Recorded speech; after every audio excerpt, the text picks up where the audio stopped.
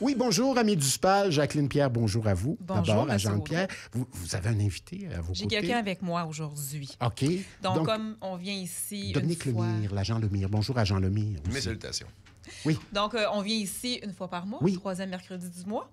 Et cette semaine, c'est la semaine entre le 17 et le 23 mai, la semaine de la sécurité nautique. La raison pour laquelle j'ai avec moi l'expert en contenu, Dominique Lemire. Donc, je vais le laisser se présenter. Oui. Il va vous parler de son expertise. Allez-y. Donc, l'agent Dominique Lemire, brigade nautique. Ça fait 18 ans que je suis au service du SPAL.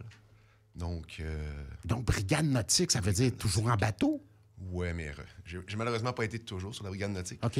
C'est d'ailleurs une brigade que, avec moi et mon coéquipier, on a décidé de donner le coup d'envoi il y a 11 ans. On a approché le directeur. C'était votre idée au départ? Oui, on a approché le directeur du service de la police.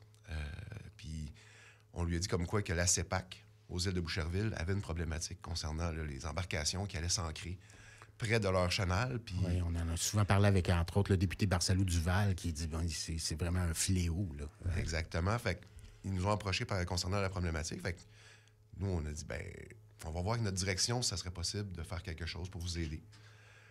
Fait que de fil en aiguille, on a réussi à aller chercher une subvention fédérale qui payait 50 % d'un projet pilote pour une sécurité nautique. Fait qu'on a réussi à aller chercher ce montant-là. Le directeur a embarqué avec nous, puis on a réussi à avoir la brigade nautique. OK. Mais là, vous n'êtes de pas A à que Z. deux, là, vous êtes plusieurs. On était deux à l'origine. OK. C'était le projet pilote. Par la suite, le service de police, quand il a décidé de créer la brigade nautique, on a décidé d'y aller avec un modèle avec 4 patrouilleurs nautiques. OK. Qui patrouillent régulièrement? Oui. Expliquez-nous comment ils sont. Vous êtes toujours sur le fleuve? Grosso modo, on a un horaire. OK. Fait qu'un horaire rotatif, de jour, de soir. Fait qu'on va faire des fins de semaine. On essaie d'être le plus présent possible là, au niveau OK. du fleuve. À l'année? Mais non, pas à l'année. Non, Malheureusement. je sais qu'il y a le courant Sainte-Marie où il n'y a pas de glace, là, mais Non, ça, vous patrouillez pas là. Mais comment votre horaire est défini alors?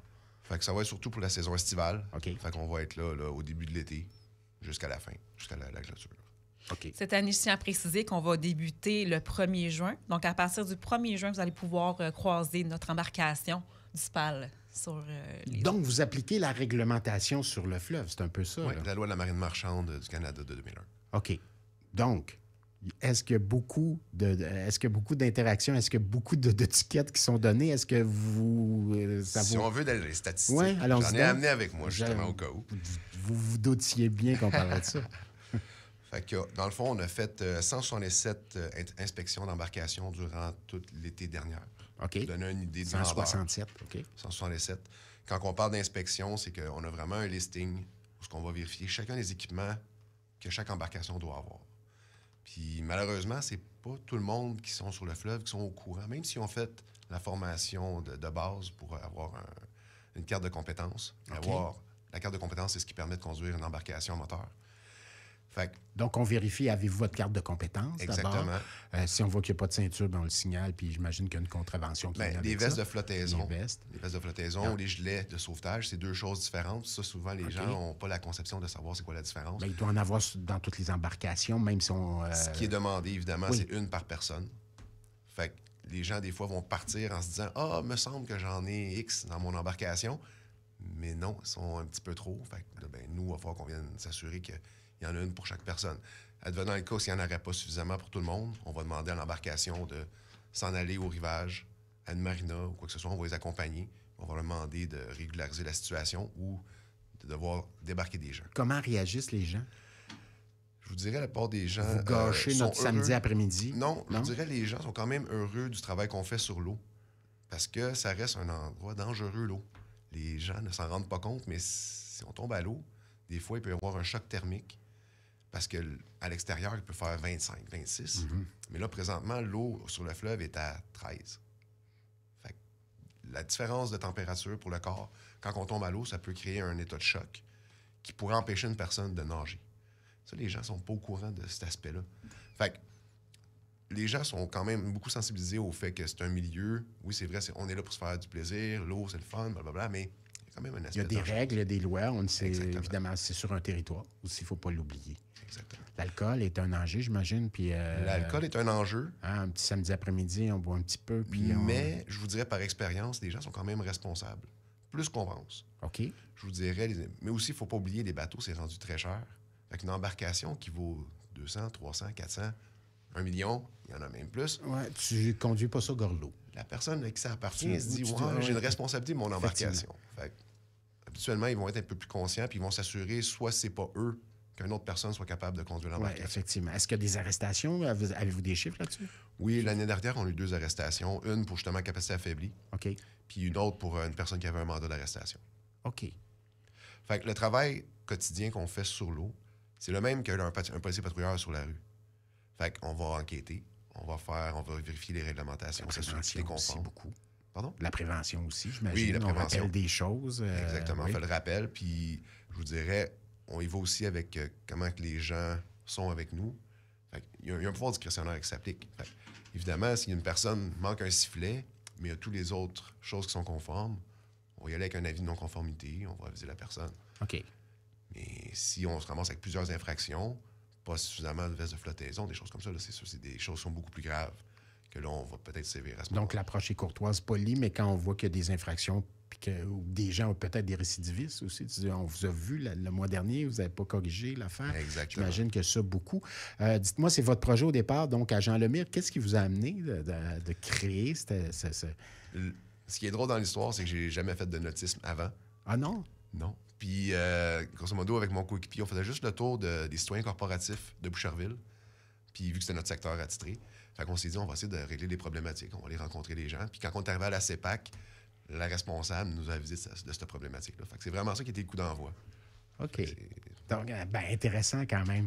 Donc, l'escouade va être sur l'eau. C'est une semaine importante pour vous aussi. Est-ce qu'il y a des activités? Est-ce qu'il y a des choses qui sont prévues? Pas pour cette semaine, malheureusement. Bon, il y a des partenaires avec vous, Oui, j'imagine? évidemment, la garde côtière, qui est un grand partenaire. Travailler avec de nous. pair, là. Oui, on va travailler sur le fleuve. Qu'est-ce qui est intéressant, le fleuve, c'est que ça appartient à tout le monde. C'est que l'application de la loi de la marine marchande, tous les corps de police peuvent l'appliquer, peu importe le territoire où est-ce qu'on est. Fait que même si on serait en transit à Montréal, puis qu'on voit une infraction à Montréal, on peut émettre un constat d'infraction, même si ce n'est pas sur le territoire de la ville de Longueuil. OK. Fait que la loi de la marine marchande nous le permet, parce qu'on est des agents d'autorité. Donc, quelle personne peut vous dire, ben là, vous n'en êtes plus à Longueuil, on est à Montréal, où vous êtes? Non, vous avez le droit. Il ne pourra pas rien nous dire par rapport OK. à ça. Est-ce qu'il y en a une à Montréal aussi? Oui, la police OK. de Montréal, évidemment, ont une très grosse section nautique. Il y a la Sûreté du Québec qui va être basée à notre marina à Réal-Bouvier à Longueuil. Fait que, on a des très bons partenaires à ce niveau-là. On fait également service avec le service d'incendie de la ville de Longueuil, de l'agglomération Longueuil, le IAL qui va être également avec nous sur l'eau. On va répondre à des appels d'urgence. Fait que s'il y a des embarcations qui sont en perdition, en feu ou qui coulent, bien évidemment, c'est nous là, qui va se rendre avec le service incendie. OK. Feu d'artifice, vous êtes présent, j'imagine? Oui, Hein, exactement. parce que là, des fois, c'est... je cherche le mot en français, mais des fois, c'est le free-for-all. Mais surtout, la conduite de nuit est différente de la conduite de jour. Si, Puis ça, ouais. les gens ne le réalisent peut-être pas. Parce que de nuit, il n'y a pas d'éclairage comme sur notre route. Sur la route, on a des lampadaires, ça va bien. On a des phares qui éclairent loin. Mais sur un bateau, c'est pas comme ça que ça fonctionne. On n'a pas de phares Ouais, qui peuvent éclairer au loin. c'est une autre façon, donc, de C'est vraiment une autre conduire, conduite. hein? Oui. Exactement. Donc, vous allez être présent encore donc, à ce moment-là. Bonne semaine, bonne semaine de sécurité nautique. Donc, et puis, on rappelle qu'on est avec l'agent Dominique Lemire. Jacqueline Pierre, maintenant, on Oui. retourne à vous. Il y a une autre semaine importante, en fait, Journée mondiale du vélo, le 2 juin prochain. Exactement, le 2 juin qui s'en vient, la journée internationale, excusez-moi, j'ai dit internationale. Journée nationale du vélo. Donc, c'est juste un moment, une plateforme là, pour faire un petit rappel aux gens parce que sur une piste cyclable, sur la route, on n'a pas seulement des véhicules, on a aussi des cyclomoteurs, on a des motos.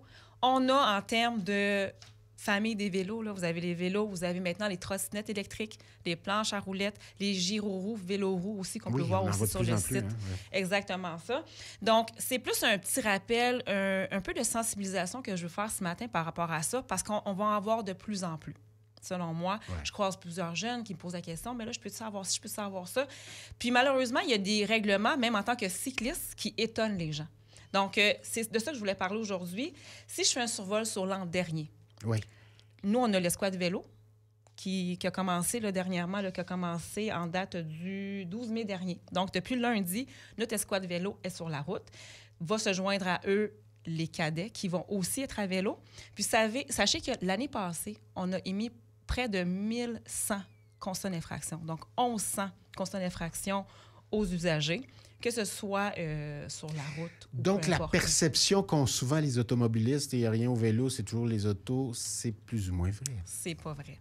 En fait, là, le mot-clé, ce que j'aime répéter, ce que j'aime dire, c'est que sur la route, la responsabilité, elle est partagée. Il faut cesser de dire, de cibler les automobilistes puis de dire que c'est eux, puis c'est eux autres le problème. Puis les vélos, ben ils se croient tout permis. Puis le vélo, le piéton, le cycliste, il est tellement vulnérable. Il n'y a pas la carrosserie pour le protéger. Donc, tout le monde doit autant se sentir visé, responsable par rapport à ce genre de comportement-là.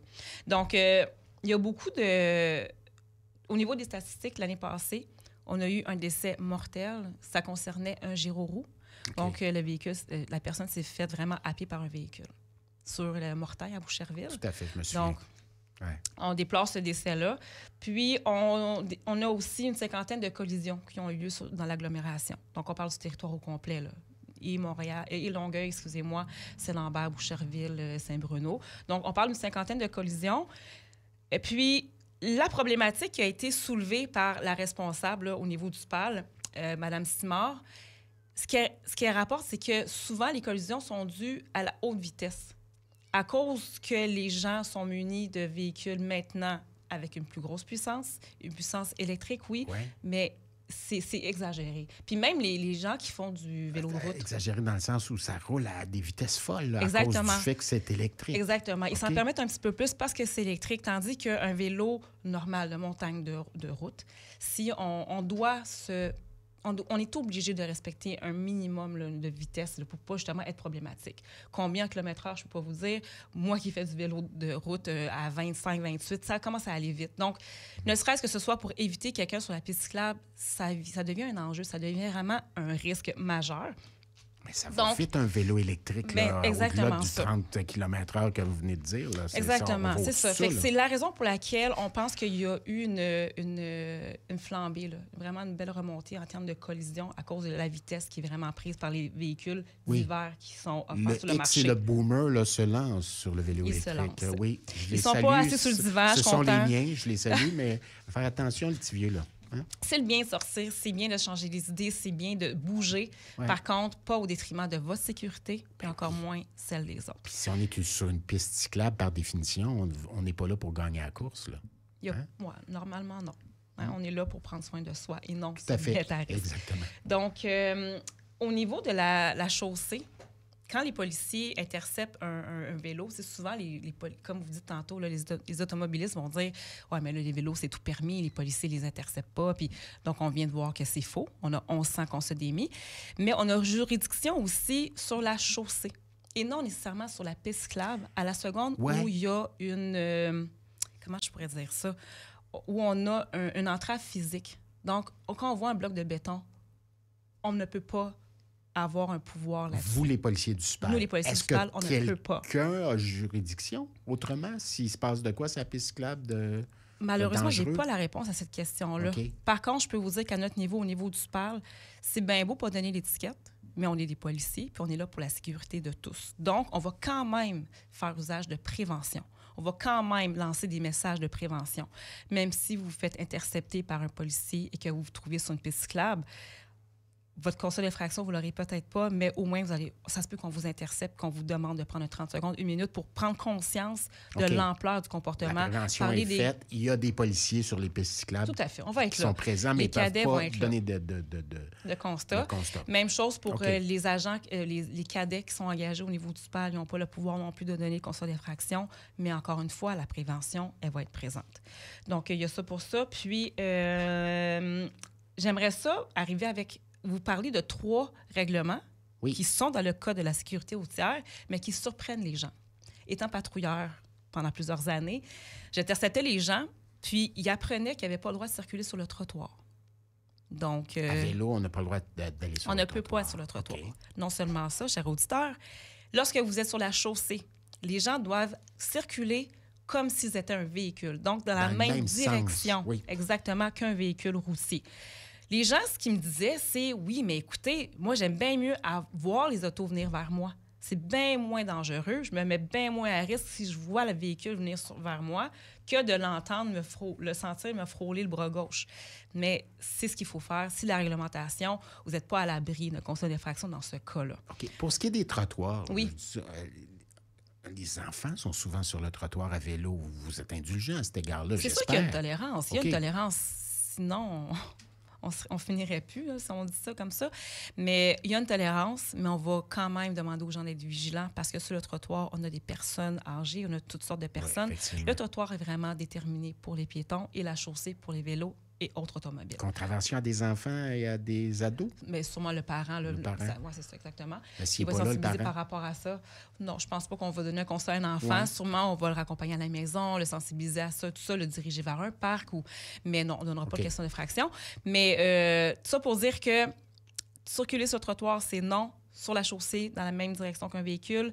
Puis, le guidon, il y en a qui se promènent puis qui ne tiennent pas le guidon. Moi, j'aime ça. Vous êtes obligé de le tenir, votre guidon, parce que si vous faites face à un obstacle surprise, il faut pouvoir réagir rapidement. OK, donc, j'aurais pas de contravention aujourd'hui si je viens d'avouer ça, que j'aime ça. Ben, je ne l'ai pas vu. Je ne l'ai pas constaté. À moins OK. que quelqu'un qui vous a vu oh, m'écrive non. une déclaration, un Non. rapport complémentaire, me dire qu'il vous a vu. Mais non, c'est ça. Donc, OK. il faut faire preuve de vigilance. Puis tantôt, on parlait Mais c'est la liberté sans tenir les pognes, là. Ben non, c'est ça. OK. Je ne ferai plus. Non, faites-le pas. Puis aussi, je voulais ajouter l'arrêt obligatoire. Je suis les stops, extrêmement oui, les feux. seigneur. Je C'est fou, ça. suis, à toutes les fois, je suis découragée, mais pas parce que je trouve les gens insouciants, mais je trouve ça triste qu'ils se mettent autant à risque. Parce qu'aujourd'hui, avec les distractions qu'on parlait tantôt de responsabilité partagée, quand on regarde les distractions, que ce soit la radio, la nourriture, le volant, je sais pas moi, l'air climatisé, l'enfant en arrière, on ne sait jamais ce qui peut nous arriver. Prenez le temps d'arrêter. S'il y a un arrêt obligatoire à cet endroit-là, Oui. il y a une raison pour laquelle elle est là. Le eye contact aussi Il avec faut le le conducteur faire. si on est à vélo. Aussi, Bon le pied, conducteur de bon l'auto. œil. Il faut Oui. avoir le contact visuel, puis s'assurer que l'automobiliste vous a vu, que vous l'avez vu. S'il est pressé, qu'il décide qu'il le fait vite, puis que vous avez décidé de prendre pour acquis que lui, il va le faire comme il faut. C'est de ça qu'on parle. Il faut vraiment faire attention par rapport à ça. Donc, Téléphone, c'était- si on est à téléphone à vélo? J'en rajouterai un. Oui. J'en rajouterai une infraction que les gens ne pensent pas. Les écouteurs. Ouais. Les écouteurs à vélo... Qui nous sortent littéralement sortent du décor, on complètement est du ailleurs. décor. Exactement. Complètement dangereux. Puis quand on parlait de distraction, c'en est une grosse. Parce que là, veut pas, si on entend un véhicule s'en venir à l'arrière, pour moi, Oui, un coup on est d'œil. conscient. Oui. Là, avec des écouteurs, Pas du aucune notion de qu'est-ce qui se passe en arrière ou que sur les côtés. Fait que je trouve que c'est quand même une infraction qui est importante. Puis les gens ne réalisent pas à quel point c'est dangereux de faire ça. Oui. Pour le cellulaire, par contre, là, j'ai pas été voir la réglementation, mais je pense qu'il y avait un article qui est sorti là-dessus. Oui, il y a un également. C'est ça, il y a vraiment un article. c'est ça. Fait que le cellulaire, c'est non. Comme C'est au proscrit comme en aussi. véhicule, Et exact. d'autant plus que le cellulaire avec des écouteurs, là, pas une bonne idée. Effectivement. Ça, je dis rien. c'est ça. On s'arrête un petit peu. On rappelle qu'on est avec l'agent Jacqueline Pierre du SPAL, accompagné de l'agent Dominique Lemire également du SPAL. On s'arrête un petit peu. Question du public au retour. Une pièce musicale. Tiens, ce sera Joe et Lizzy au Canada, position 22. Par la suite, les questions du public. Je vous rappelle que les questions ont été posées au fil des semaines. Il est toujours possible de le faire, mais un petit peu plus tard. Donc, on y reviendra. Vous nous envoyez ça toujours par texto. Je rappelle le numéro de téléphone. Je ne veux pas me tromper. C'est le 438-500-1033, 438-500-1033. Vous nous textez tout simplement des questions pour le SPAL. Puis le mois prochain, qui sait, peut-être répondront-ils à ces bonnes questions-là. 9h54, je vous rappelle qu'on est avec l'agente Jacqueline Pierre des communications du SPAL et l'agent Dominique Lemire, qui est, lui, de l'escouade nautique. On rappelle, hein, donc, semaine de l'escouade, semaine de la sécurité nautique, en fait, du 17 au 23 mai. Question du public. Donc, on est rendu là. Vos questions, 438-500-1033, si vous voulez nous en écrire pour la prochaine chronique, hein, c'est mensuel comme chronique du SPAL, 438-500-1033, ou sinon, on peut l'envoyer aussi On peut au SPAL l'envoyer, directement, effectivement. longueuil.québec, tout simplement. Longueuil.québec, notre page Facebook, sur Messenger Aussi. ou encore sur Instagram également, dans les messages privés. Alors, question d'un concitoyen de Saint-Bruno-de-Montarville, M. Bello, alors qui pose la question suivante. Les policiers de Longueuil doivent-ils habiter l'agglo? Est-il mieux qu'ils n'habitent pas dans la ville ou l'agglo qu'ils desservent? Existe-t-il des codes, des règles internes ou pas à ce sujet? Monsieur Lemire, je vais vous laisser répondre à cette question. C'est bien gentil. De mémoire, je n'ai pas la date exacte.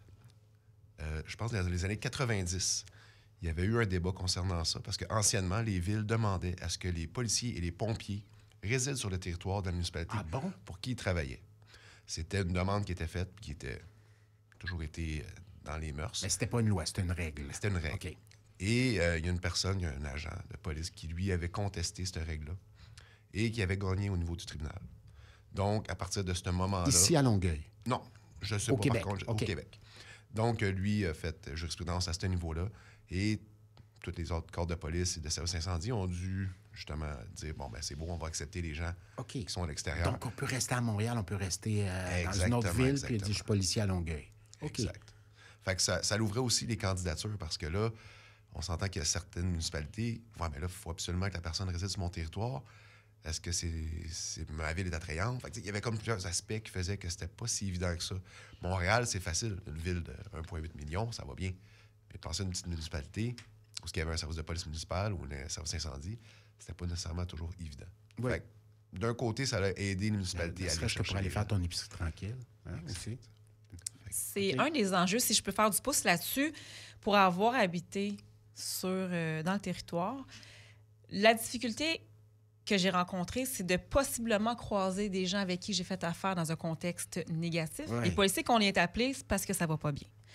Et ou quand j'intercepte un véhicule, c'est parce qu'il y a une infraction. Donc, la personne à qui j'émets le constat d'infraction, la personne à qui je lis ses droits, que j'arrête, que je libère, est-ce qu'il y a des chances que je le croise à l'épicerie, justement, après? Est-ce qu'il y a des chances que je le croise dans l'ascenseur du logement que je loue temporairement? Donc, il y avait un petit malaise à mon niveau pour ça, mais il y a des policiers qui vivent très bien avec ça. Donc... Vous habitez à Longueuil? J'habite à Saint-Hubert. OK, Saint-Hubert. Puis, c'est pas un enjeu en ce qui vous concerne? Pas pour moi. OK. C'est ça. Donc, au moins, il n'y a pas de loi qui nous oblige à le faire, mais c'est à la discrétion du policier. OK. Donc, avez-vous des chiffres là-dessus? Les policiers de Longueuil, il y a dans une... Non, on ne sait pas combien? Non. OK. Donc, mais moi, je pourrais vous dire proportion. Ouais. Vraiment très généralisé. Je vous dirais peut-être 20 doivent rester sur le territoire maximum. OK. Le territoire est en Longueuil, mais Longueuil. on devine qu'ils sont en Montérégie ou dans le Grand Montréal. Oui, exactement. Évidemment, pour venir travailler, il faut pas... Hein? Je pense juste à traverser un pont, moi, je me dis, ils sont courageux quand même. À vélo, peut-être. Oui. Une autre question, donc, qui nous a été posée. C'est quoi l'autre question? C'est par rapport à ce qui a été saisi. Je ne l'ai pas ici. Oui, par rapport à ce qui est saisi, oui. Je ne l'ai pas sous les yeux. Il n'y a pas de problème. Ce qui est saisi, les armes, la drogue, on en fait quoi par la suite? Pour la drogue, ce qui est fait, c'est que souvent, quand on saisit la substance, on la saisit ou pour destruction ou pour accusation. Okay. Dans le contexte où c'est pour destruction, en fait, pour accusation, excusez-moi, on va la saisir. On va en prendre une petite partie qui va partir en laboratoire d'analyse pour confirmer la substance qui est soupçonnée. Une fois que c'est fait, le dossier procède en cours et après la procédure, tout est détruit. Donc, on ne se partage pas ça entre policiers? Non. Ce serait la croyance. Non, on met ça dans une voûte sécurisée, barrée à clé. On a seulement vraiment un nombre restreint de personnel civil qui s'occupe de ces items-là. Puis, une fois que le dossier est clos, une fois que l'analyse est faite, c'est détruit. C'est vraiment envoyé pour destruction. OK. Si je peux rajouter, il y a une chaîne de possession qui est établie. Fait qu'à partir du moment que moi... Une chaîne de possession. Okay. C'est un terme légal. Oui. Grosso modo, en tant que policier, j'ai saisi un objet ou la drogue, admettons. OK. À partir du moment où je le saisis, moi, je vais inscrire sur un rapport, un formulaire, je saisis à telle heure telle chose. Mon nom est suivant, puis telle date. À partir du moment où je le transmets aux pièces à conviction, bien, eux prennent possession. Ils vont marquer à quelle heure ils ont pris possession. Fait que c'est vraiment quelque chose qui est établi, puis il n'y a aucun moyen de pouvoir... je vais... Ça, peut-être de mon côté, un peu n'importe comment. Donc, drogue pesée, tout ça, donc on sait qu'il y a tant de... donc, on ne peut pas en piger un peu, tout ça, c'est comme ça pèse tant, puis la chaîne de possession se détermine. Imaginez-vous donc, le soir qu'on saisit une substance X, si notre corps de travail termine à minuit, puis on a saisi la drogue à 11h15, on ne peut pas, en attendant, se dire, regarde, je vais mettre ça dans mon casier, puis demain, je ferai la saisie officielle avec le poids, maintenant, c'est sur le champ. On ne peut pas rester en possession de la substance. Il faut qu'elle soit saisie de façon réglementaire avec les poids, les scellés, la clé, puis verrouillée. Pour éviter les immédiatement. vices de procédure Tout à fait. aussi en Exactement. cours. Ben, ça n'a pas été pesé, ça n'a pas été déterminé. Exactement. Ça peut être On prend pas de chance. On prend pas de chance. Les armes, maintenant, on fait quoi avec ça? Destruction aussi. Une fois que le dossier a été... ça a procédé en cours, c'est destruction aussi. On détruit comment une arme? Juste, admettons, vous auriez hérité d'une arme à feu. Oui. Vous décidez, ben moi, je ne veux l'utilise pas, je la veux Exactement. pas. Vous pouvez vous rendre au service de police pour faire détruire l'arme. Fait que c'est la même chose. Ça va être une remise qui est volontaire de la personne de l'arme. Fait que nous, on va la saisir et on va la faire détruire. OK, on Même détruit chose. comment une arme à feu? Ça va être des fonderies. Dans le fond, les armes OK. sont stockées. Puis c'est envoyé à un endroit qui va faire fondre les armes. Fait qu'elles sont vraiment détruites. OK. Même chose pour un parent décédé, un oncle, un grand-oncle, une personne âgée qui est décédée. On prend possession de l'arme, on ne sait pas quoi faire avec. Venez nous le remettre au poste de police ou appelez nous qu'on vienne le chercher. Il y a un numéro de série sur ces armes-là. Il y a des munitions aussi. Donc, si le numéro de série est relié à un événement X, c'est bon qu'on sache Vous que allez ça a le été... retracer peut-être. Tout ouais. à fait, exactement. Donc, passer par nous, ça va clarifier les choses. Puis juste, tant qu'à parler de ça me revient, là, je vais en parler, mais si, par exemple, j'ai un grand-père qui faisait de la chasse, Oui. il a laissé l'arme à mon père. Mon père me le laisse. Si je suis en possession de l'arme, sans avoir le permis réglementaire, on me le saisit, c'est illégal. Donc, le grand-papa doit aussi céder le permis. Non seulement, s'il est décédé, c'est sûr que c'est compliqué un peu, mais il y a une procuration qui peut se faire et il y a des démarches à faire en matière d'armes à feu pour posséder dorénavant l'arme à feu avec le permis qui correspond donc à votre nom. OK. On pourrait vous intéressant quand arrêter, même. on pourrait vous accuser pour ça. Puis tu pourrais dire, ouais, j'ai une hérité de mon grand-père, mais non, si les papiers sont pas conformes. Exactement. Ah, Tout à fait. intéressant. Ça doit être rapporté. Voilà. Ben, merci beaucoup. Plaisir. Agent Jacqueline Pierre. Merci beaucoup, Agent Dominique Lemire. Merci de votre visite. Vous avez des questions, 438-500-1033, 438-500-1033. C'est par texto. Le mois prochain, qui sait, peut-être, on va la poser. La question, la dernière question, je n'ai pas la provenance. Là, c'était des gens de Longueuil, je pense, qui posaient la question. Il faudrait On l'a revoir. pas là, sous les je- yeux. Mais bon, on vous salue, puis on vous... désolé de ne pas avoir votre nom là, sous la main. Ben voilà, on se reparle le mois prochain. Sinon, ben c'est sur le site de la Ville de Longueuil, longueuil.québec, ou sur la page Facebook du SPAL. Et Instagram ou encore la plateforme X. Voilà. Le SPAL, le service de police de l'agglomération de Longueuil. On se donne rendez-vous demain, 6 heures, de bonne heure le matin. Par la suite, l'affaire est publique.